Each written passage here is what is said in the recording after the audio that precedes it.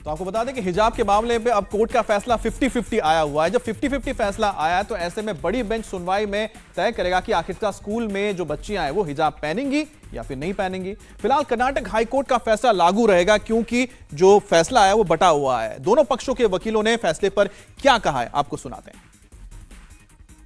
High court का फैसला अभी तक लागू रहेगा क्योंकि उसको सेटिस्फाइड नहीं माना जाएगा, क्योंकि एक जज ने उसको अपहोल्ड किया है, दूसरे जज ने उसको रिजेक्ट किया है, तो ये माइनॉरिटी व्यू हो गई। तो वो जजमेंट लागू रहेगा तब तक जब तक कि लार्जर बेंच का फैसला नहीं आ जाता। उन्होंने शुरू में ही कहा कि 11 क्वेश्चंस जो पिटिशनर और रेस्पोनेंट्स की जो प्लीडिंग्स थे, आर्गुमेंट्स, उसके आधार पर उन्होंने 11 क्वेश्चंस फ्रेम किए। उन 11 क्वेश्चंस में उन्होंने सारे संवैधानिक प्रश्न उठाए। उसमें आप देखेंगे पहला कि कर्नाटक सरकार सेक्शन 131 के तरह या रेगुलेट या डेलीगेट करके हिजाब पर बैन का ऑर्डर पारित कर सकती थी, नहीं कर सकती थी। ये हिजाब एसेंशियल प्रैक्टिस का पार्ट है, नहीं है। और जो आर्टिकल 25, 19, 14 सबका हवाला देते हुए उन्होंने 11 क्वेश्चन फॉर्मुलेट किए हैं और उन सारे क्वेश्चंस का जो आंसर उन्होंने दिया है यह कहते हुए कि इस आधार पर एसएलपी स्वीकार योग्य नहीं है और उन्होंने खारिज किया है। जबकि जस्टिस धुलिया ने आर्टिकल 25 और 19(1) के आधार पे ही सारे एसएलपी को अलाउ किया है। आज का जो जजमेंट था हिजाब का, बहुत दिन से जिसके ऊपर इंतजार था, वो आज जज ने कोर्ट ने प्रोनाउंस कर दिया है और इसके अंदर स्प्लिट जजमेंट आया है। इसमें ऑनरेबल जस्टिस हेमंत गुप्ता साहब ने उसको जो है अपील को जो है उन्होंने डिसमिस करा है और जियो वगैरह जो थे कर्नाटका गवर्नमेंट के उसको अपहेल्ड करा है।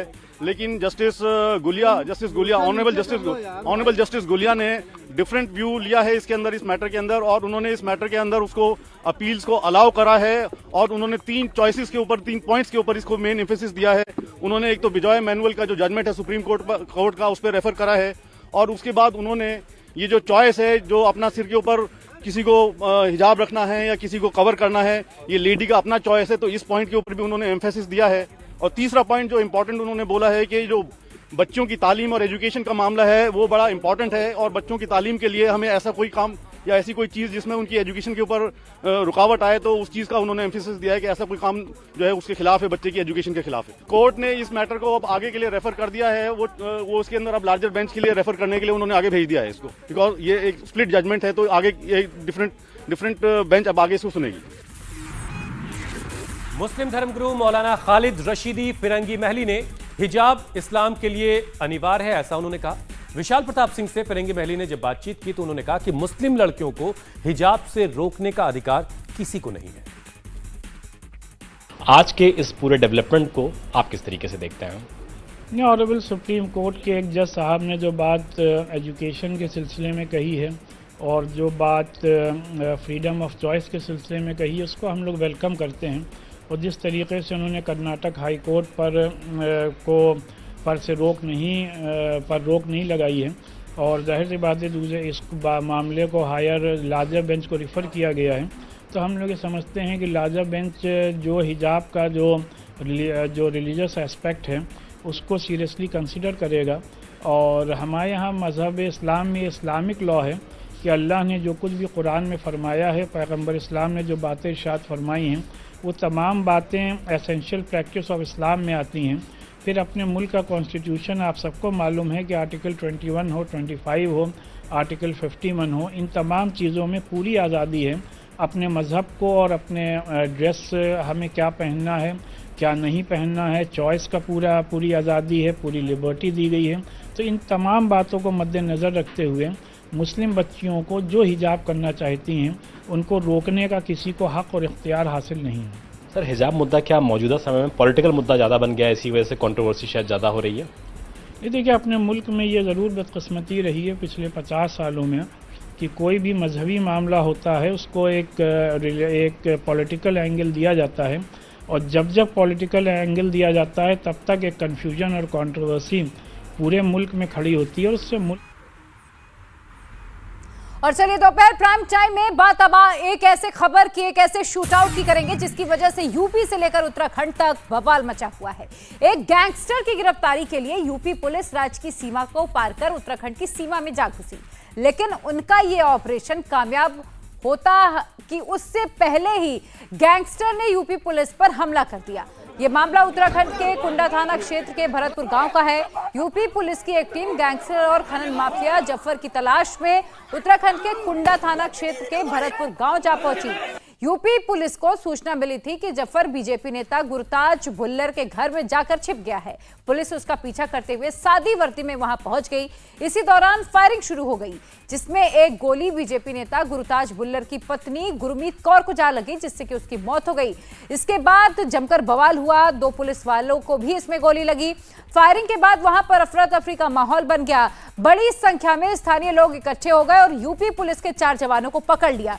नाराज गांव वालों ने यूपी पुलिस के जवानों की जमकर पिटाई भी की, उनके हथियार छीन लिए, साथ ही पुलिस वालों को उत्तराखंड पुलिस के हवाले कर दिया।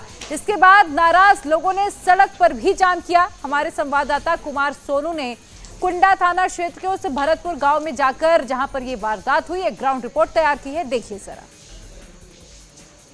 उधम सिंह नगर की घटना को लेकर इस वक्त उत्तराखंड पुलिस और उत्तर प्रदेश पुलिस आमने सामने है।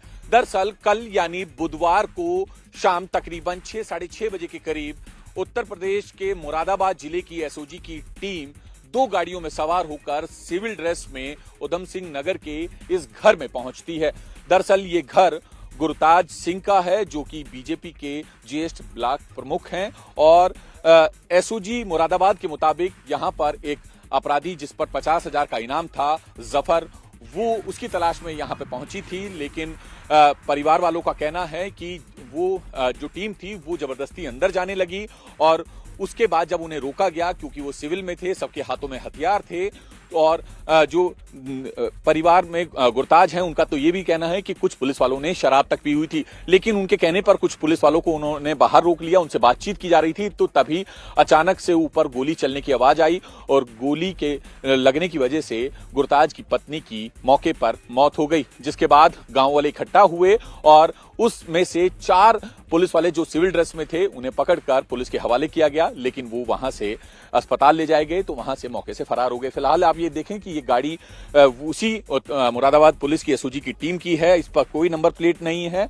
और यहाँ के जो लोग हैं, जो गुरताज जी हैं, उनका भी ये कहना है कि दोनों गाड़ियों पर किसी भी तरह की नंबर प्लेट नहीं थी और चूंकि वो सिविल ड्रेस में थे और पुलिस वाले नहीं लग रहे थे, तो लिहाजा उन्होंने उनकी आइडेंटिटी चेक करने के लिए उनसे बातचीत करनी चाहिए, लेकिन वो सही से बात नहीं कर रहे थे। आप देखें कि जब गोली चली तो उसके बाद गांव वालों का गुस्सा इतना फूटा कि उन्होंने गाड़ी में तोड़फोड़ की और उन टीम में से 4 लोगों को पकड़ के उत्तराखंड पुलिस के हवाले कर दिया। लेकिन वो पुलिस की जो कस्टडी है वो वहां से फरार हो गए। फिलहाल अब पुलिस ने 302, 120 बी यानी कॉन्स्पिरेसी के तहत मुकदमा दर्ज कर लिया है और 6 टीमों का गठन किया गया है। इस पूरे मामले के जो आरोपी हैं उनको पकड़ने के लिए तकरीबन 10 से 12 लोगों के खिलाफ, अज्ञात लोगों के खिलाफ मुकदमा दर्ज किया गया है और जांच की जा रही है।